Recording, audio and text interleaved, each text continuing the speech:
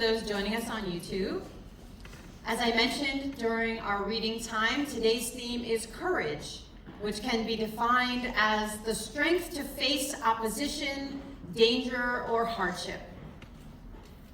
Courage implies a certain orientation of mind and will in the face of difficulty.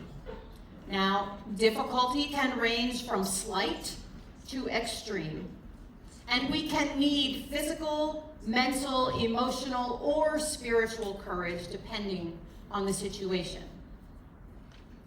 Whenever I hear the word courage, I immediately think of the Cowardly Lion from The Wizard of Oz. Back in the 1900s, when I was a kid, and there was no such thing as streaming, at certain times of the year, there would be special programming on network TV. Those were the 5 channels that I had in my house growing up. Growing up in the 80s, one of those things we could count on was The Wizard of Oz coming on at the same time every year.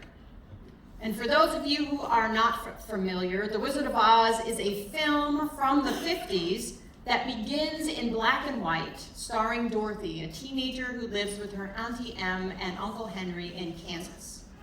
There's a tornado, and Dorothy doesn't make it into the storm cellar in time, and she gets injured by flying debris in her bedroom.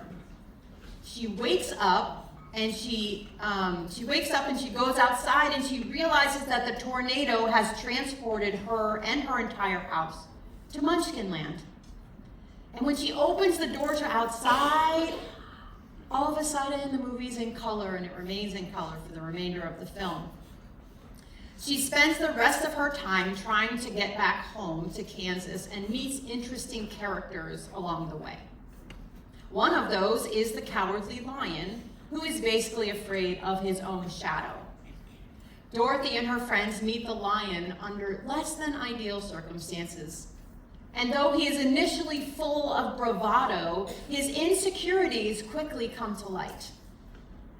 Once they get to know one another a bit, friendships between the travelers form, and on their adventures, the lion confesses his anxiety that lions are supposed to be the king of beasts, and he worries that his fears make him inadequate. But what he comes to understand is that courage is not a lack of fear, but acting in the face of fear, which the lion does throughout the rest of the movie. I mean, he's absolutely terrified the whole time, but he does the things. Eric Rickenbacker says that courage is doing what you're afraid to do. There can be no courage unless you're scared. There can be no courage unless you're scared. Everybody has fear. Really, it's a natural part of life, and fear can be healthy. It is there to keep us alive, right? We are afraid of the tiger, so we run away and hide. Fear can keep us safe. But fear is not meant to be turned on 24/7. Fear is not meant to be our default state.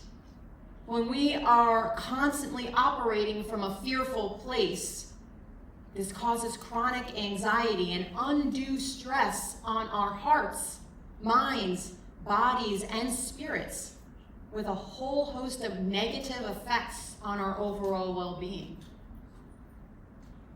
So what to do in our fear-based world? A fearful man sought the help of a martial arts master to learn bravery. The master tasked this man to go live in a city for a month, telling everyone he met by looking them in the eye and loudly proclaiming that he was a coward. Initially, the man shrunk back from this terrifying task, but ultimately decided to face his fears. When he encountered that first person on that first day, his throat dried up and it seemed that he would die from fright. But his voice got more confident with each person that he spoke to throughout the month. By the end of 30 days, he realized he had overcome his fear. he returned to the martial arts master and asked him, "How did you know that this task would help me overcome my fear?" And the master replied, "Cowardice is only a habit. And by doing the things that scare us, confronting our fears head on, we can banish the fear from our hearts." As demonstrated by this task, bravery is also a habit. And if you want to make bravery a part of yourself, you need to move forward into the fear. Then the fear will go away and the bravery will take its place. Move forward into the fear. Ooh, that's counterintuitive, isn't it? It's not my natural inclination to go towards something that my brain and my body are telling me is dangerous, painful, or conflict. These are things that as human beings we tend to avoid. But there is something to be said about facing our fear head on. Some swear that to get over a phobia, maybe it's the phobia of the color yellow. One has to be exposed to the color yellow until they are no longer afraid of it in order to overcome it. A person would need great courage to withstand that with their eyes on the prize, the long-term goal of no longer being a slave to fear. One of the most profound questions I have ever been asked is, how would your life look different if you weren't afraid? And without pausing to consider, I answered that, I'm not one to live in fear. I don't have any noticeable phobias. I'm not really a worrier. And they just stared at me and waited for me to finish rationalizing the question. Because the more I thought about it, the more I realized that fear is underneath a lot of my emotions and decisions, my overthinking, and my negative stress. Perhaps you might answer, how would your life look different if you weren't afraid? By doing what I did at first, by saying you're not afraid of too many things in life and you don't live in constant fear or anything like that. But I'm going to challenge that with some common fears that we may not label as such, but are a current running underneath our everyday lives, determining how we act, think, and speak. Things like fear of failure, fear of what other people think or say about us, fear of being seen as inadequate or incompetent, fear of looking or sounding stupid, fear of pain, physical or otherwise, fear of being helpless, fear of bad things happening, fear of the unknown, fear of uncertainty, fear of change, fear of standing out, fear of blending in, fear of the loss of independence, fear of others' disapproval, fear of being unlovable or unworthy of love, fear of being alone. I could go on and on. What is clear is there is no lack of fears, so it stands to reason that there is plenty of opportunity to face fear on a regular basis and practice courage. Fear is a habit, but so is courage. It takes a while to form a habit. Some say 21 days, I say longer, but practice makes better. So let's talk about something most of us are pretty familiar with, the Serenity Prayer. Courage gets a shout out in the Serenity Prayer. The prayer asks for the courage to change the things we can. Because while there is a lot we cannot change, there are many things that we can. And it starts right here.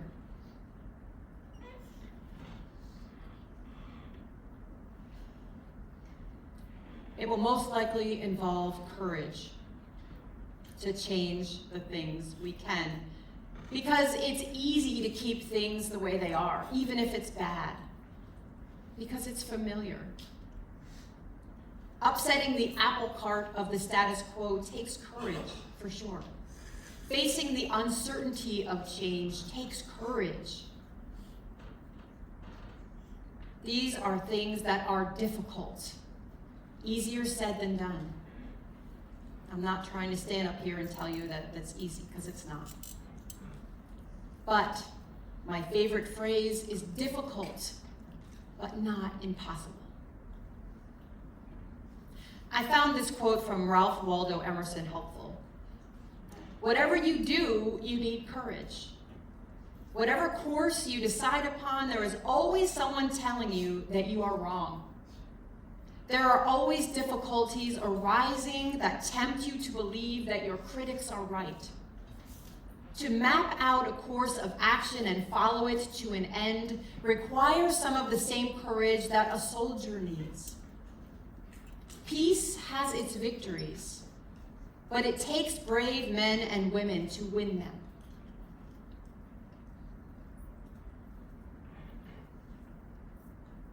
He says that peace has its victories, but it takes courage to win them. He's talking about true peace, not keeping the peace. That's different. Keeping the peace is relatively easy. Genuine peace is having peace within despite our circumstances, not just superficially.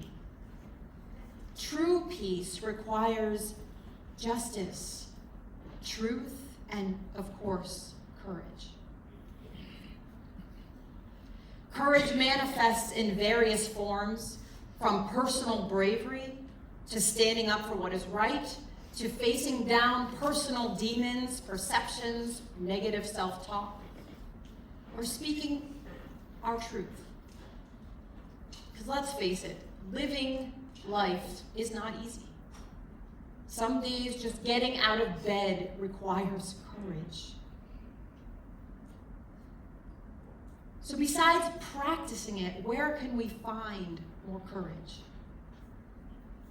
Our higher power can help with that. The simplest thing we can do is pray for it. We can pray the Serenity Prayer, or we can pray for courage specifically, or both. Our higher power knows our fears, but it helps to tell them. Whether we're speaking or writing or thinking or singing or drawing our prayer, there's no wrong way to pray. Telling higher power about something doesn't give information, but access to our hearts. The sharing opens us and deepens our relationship with that power greater than ourselves. It's a relationship building endeavor. So don't leave higher power out of your struggles. Pray for the courage you need and trust that higher power will give it to you. Expect it. Lean into it. Live as if higher power is going to give you the courage that you ask for. We can do hard things.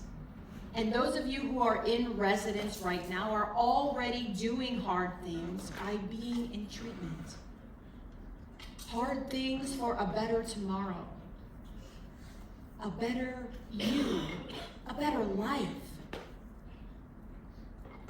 It matters.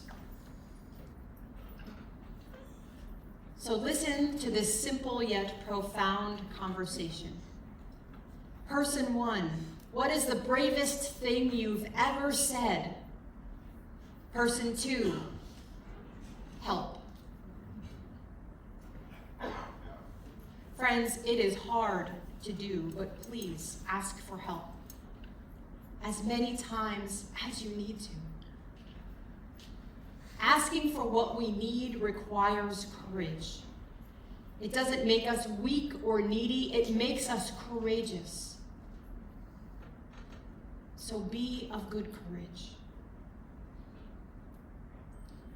Now we're going to take a few moments of silence to think about a fear you might need to face and how you can practice courage in the face of that fear.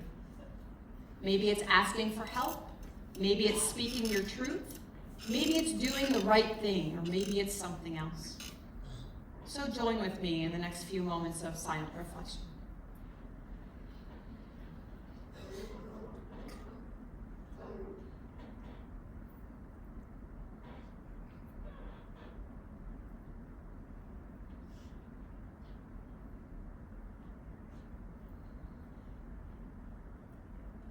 Amen.